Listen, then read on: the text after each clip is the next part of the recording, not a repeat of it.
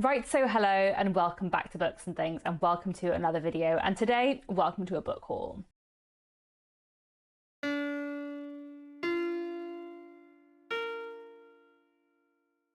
So I received some books as birthday presents earlier this month, and I thought, oh, maybe I should do a book haul. And then I realised that I haven't actually done a book haul on this channel since January, I think. And I have actually acquired quite a lot of books since January. So I thought I would go through some of the books I have acquired over the past 5 months. Some of which I got quite recently, some of which I got several months ago. I'm not gonna go through lots of books that I've mentioned in other videos because that seems a bit of a waste of everyone's time. So any books that I have acquired and read or put in TBRs or vlogs or whatever, I'm not gonna go through them here, but I am gonna talk about some of the books I have acquired over the past few months that I haven't mentioned yet on this channel, or that I haven't mentioned since I got them, I suppose. And I will start off with a few books that I got for my birthday. So here I have a very, very beautiful edition of And Then There Were None by Agatha Christie, which Nick gave me for my birthday. This is a Folio Society edition. It's so creepy and I really like it, and it's got some beautiful illustrations within it as well. Let me see if I can find a page for you to show you. It's very, very stunning, isn't it? I really love the Folio Society editions. I think they're very, very beautiful, and they make for really lovely gifts. Nick and I, my husband and I, do tend to sometimes give each other Folio Society books as presents, and we both love Agatha Christie. If you don't know, And Then There Were None is one of Agatha Christie's standalone novels. It is a thriller of a book more than it is a mystery. It is very chilling and very dark, and we're following a group of people who are all summoned to an island under false pretenses, and when they arrive on this island they realise that they have all been brought there to be murdered because they were responsible for the death of someone else at some point in their past. It is very good. I have already read it twice, but very glad to have this beautiful edition. Then a few other books I got for my birthday. One I have here is A Sign of Her Own by Sarah Marsh. I have actually spoken about this book quite a lot in recent videos, but that was before I owned a copy. So should I have included this in this book haul where I said I wasn't going to talk about books I've already spoken about? Anyway, it doesn't matter. A Sign of Her Own is one of the novels on the Walter Scott Prize long list.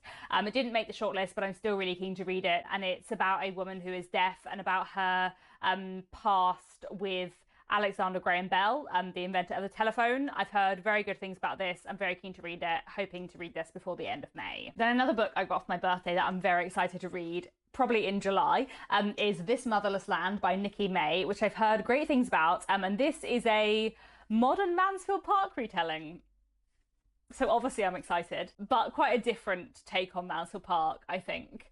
I don't think it adapts any of the love story from Mansfield Park, but I think it adapts some of the other elements, such as a young woman being sent to live with family who she doesn't know very well in a new place. So in this novel, after our protagonist's parents die in a car accident in Lagos, she is sent from Lagos to England to live with some relations, and we follow what goes on from there. And I'm just really, really excited to see a very different take on Mansfield Park and a retelling of Mansfield Park. And I am excited to read something by Nikki May. I've heard good things about her first novel, Wahala, as well. So yeah, I'm really looking forward to this. Talking of Jane Austen and books I'm going to read in July, here I have Jane Austen's Bookshelf by Rebecca Romney, The Women Writers Who Shaped a Legend. So this is a non-fiction book about the authors that Jane Austen loved, and specifically, I suppose, the female authors that Jane Austen loved. And I'm very, very excited for this. I've heard very good things, I think. I've seen this around a lot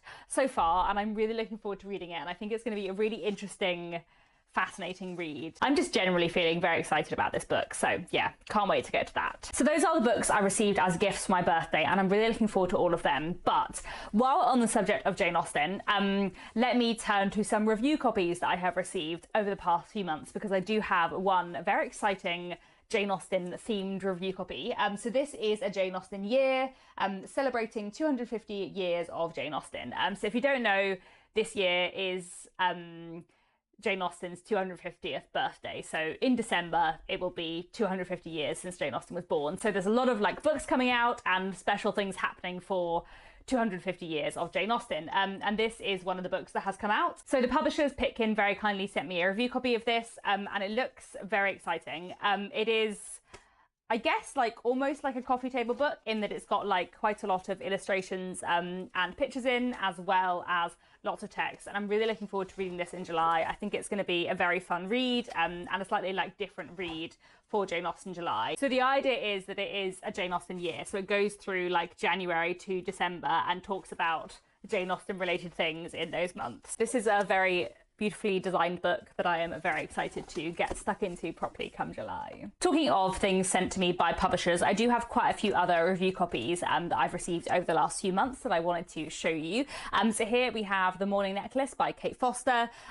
This book came out in May 2025, so I'm a bit behind, as I often am, but I do always warn publishers that I am very behind before they send me review copies, so there you go. This is Kate Foster's third book. I really enjoyed both her previous two books, The Maiden and The King's Witches, and I'm looking forward to this one. It is set in the 18th century and follows the kind of aftermath of a woman being hanged for the murder of her newborn child. And it's been a couple of months since I read the back of this book, and I am now remembering that I do really want to read this, and I should do so soon.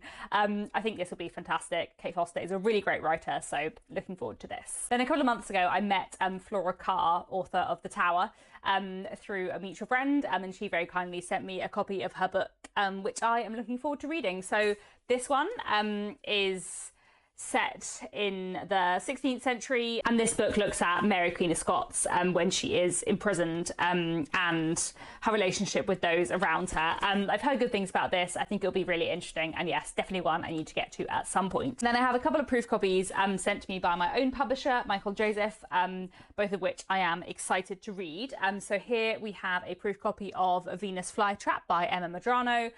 This is coming out in July 2025. I read Emma Madrano's first book, Nothing Serious, and loved that, so I'm very excited for her second. And this book is about the complicated, messy friendship between two young women at university, and I think it's going to get very, very dark. I'm very excited for this one. Emma Madrano is such a great writer. And then I have here The Game is Murder by Hazel Ward. This is coming out in August. This is a murder mystery novel that I think is quite like playful in its form and kind of like invites the reader to solve it. So that sounds quite fun, and I'm looking forward to dipping into this soon. I've just opened the beginning of this, and there is a contract between the author and the reader where the author agrees to like not unreasonably withhold information and the reader undertakes to try and solve the crime. I just think that's very fun, so I'm quite curious to read more of this. And then finally, Penguin Classics sent me this little book.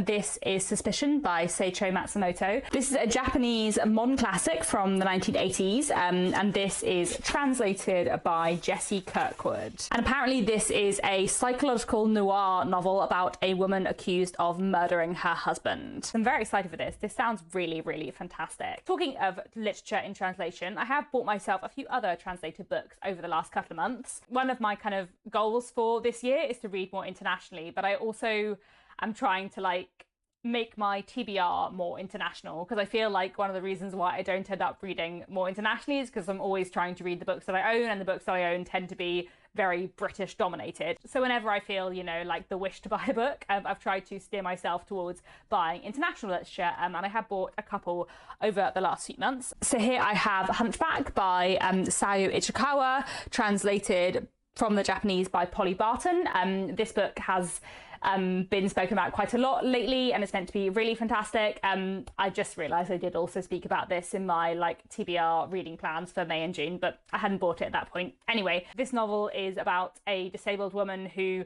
writes a lot of erotica on the internet, and what happens when one of the care workers in the care home she lives in discovers this like secret online identity of hers. It's meant to be very, very good. It's by an Own Voices writer, and I've just heard great things, so I'm really looking forward to this. Then I also picked up this. This is Goodnight Tokyo by Atsuhiro Yoshida, and this is translated from the Japanese by Hayden Trowell. And this is about a man in Tokyo who is a taxi driver, and about his experiences over the course of several nights, and the kind of people he meets. I think this sounds really fun, and I just really love the cover, to be honest, so very excited for that one. And then I also spotted this in a bookshop and picked it up, but this is They Fell Like Stars from the Sky and Other Stories by Shika Heloui, translated from the Arabic by Nancy Roberts. So Shika Heloui is a Palestinian author, and these short stories focus on kind of womanhood and girlhood and kind of coming of age, and sounded really, really interesting. I also am in general keen to read more from Palestinian authors. I know I don't tend to talk much about current affairs on my channel, but that doesn't mean I'm not reading the news and thinking a lot about Palestine and what is happening there. So I picked this up mostly because the author is Palestinian, and I don't think I have read much Palestinian literature before, so I think this will be a really interesting, powerful read. Probably very hard-hitting, but I'm keen to read this soon. Having said that, I have mostly been focusing on translated literature. I have also bought quite a few other relatively new releases that are not translated. So one book that I bought a few months ago was this. This is The Shadow of Perseus by Claire Haywood. So I went to a panel event where various authors were talking about Greek myth retellings. There were several different authors on the panel, including Natasha Pulley and Laura Shepperson, whose books I really love. And one of the other people on the panel was Claire Haywood. And I wasn't necessarily going to this event with the intention of buying new books, but when the authors were all talking about their favourite novels, Claire Haywood said her favourite novel was Jude the Obscure. And while several other people on the panel said they didn't like Jude the Obscure, this really endeared me to Claire Haywood because I love Jude the Obscure. So I thought I would pick up one of her books. This book sounded really interesting. It is a Greek myth retelling the story of the hero Perseus through various women in his life, and I think this will be a really interesting read. Then I also picked up a copy of James by Percival Everett. Feel like I probably don't need to tell you what this book is about. It has been so successful in the last year or two, but this is a retelling of Huckleberry Finn by Mark Twain, from the perspective of a character within it, who I think in Huckleberry Finn is called Jim, but in this book is called James. I haven't actually read Huckleberry Finn yet, but I do own it and I'm planning on reading it very soon, so I thought I would pick up a copy of James with the intention of reading it afterwards. I'm very keen to read something by Percival Everett. I've heard amazing things about James, and I also saw the film American Fiction a few months ago, which I didn't realise until the end of the film was based on a Percival Everett novel. But that film was fantastic, and it just really made me want to pick up something by Percival Everett. I should also read Erasure, I think, is the novel that American Fiction is based on, but I do also really want to read James. I've heard great things, so I'm looking forward to this. Then another novel I have seen a lot of people talking about lately is The Ministry of Time by Kayleigh Bradley. This is meant to be a really interesting, slightly strange time travel novel about a modern woman falling in love with someone from the 19th century, so that sounds fun, doesn't it? I'm quite excited for this one. I've heard lots of good things, but also quite a lot of mixed things. But it sounds like it could be a book I really love, so let's see. And then I also picked up a copy of The Appeal by Janice Hallett. I've actually already started reading this, as you can see. I've just started this one, finding it very fun so far. This is a crime novel set around an amateur dramatic society, told in an epistolary fashion. So it's all told through emails and text messages and things like that, which I'm finding very fun so far. Then finally, I have two very exciting books to show you, two beautiful old Folio Society books. So if you have been watching for a while, you may remember that I have been collecting the Barsetshire Chronicles by Anthony Trollope in the old kind of late 1970s, early 1980s Folio Society editions, which look like this.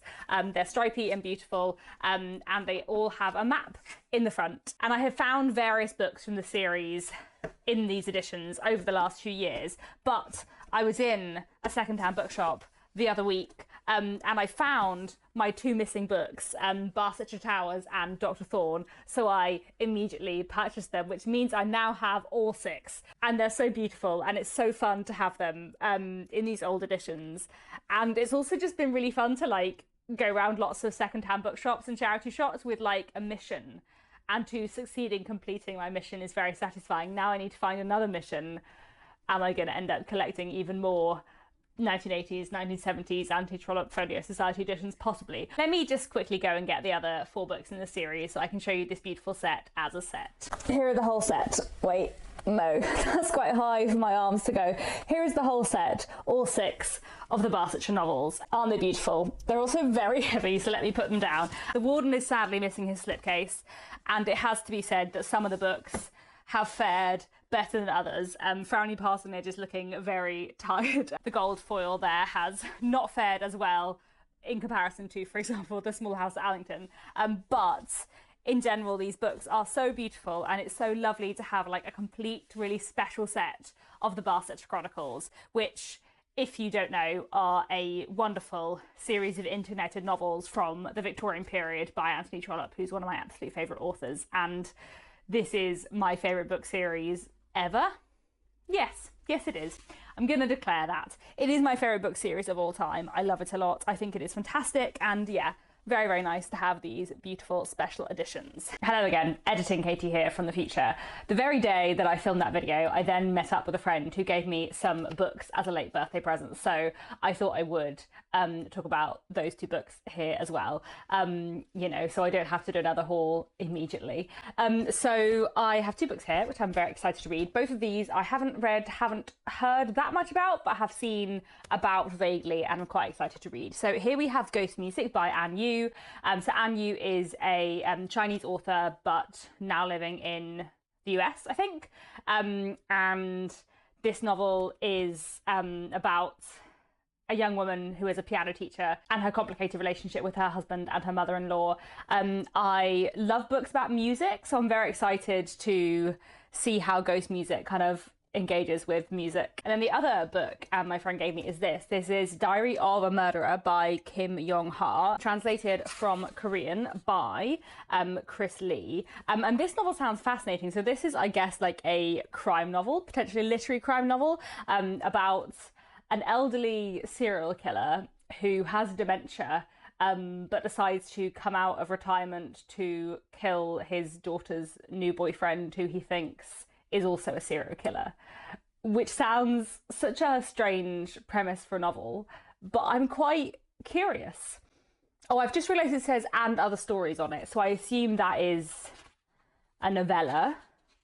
Yeah, a novella, and then there's 3 other stories. That's what it looks like. So I'm kind of fascinated, and I am in general trying to read more internationally, so nice to have a Korean novel on my TBR. So there we go. Just wanted to quickly check in and add those 2 books to this book haul, as if there weren't enough books on this list already.